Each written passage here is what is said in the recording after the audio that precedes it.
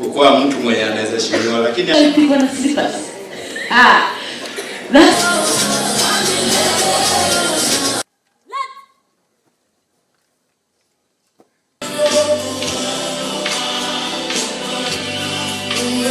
Our young people are the most affected. The youth are the most affected, and you saw from our past research that close to half of our university students are using one drug or the other.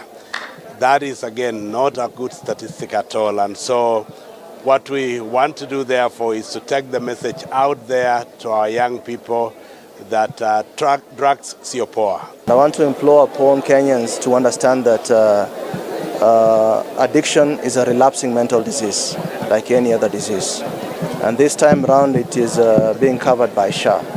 So if you feel you're in that space, seek help. Secondly is the issue of myths that exist amongst the community. That if you take cannabis, you can run faster. If you take this kind of drugs, you become smarter. Those are myths and they'll remain myths.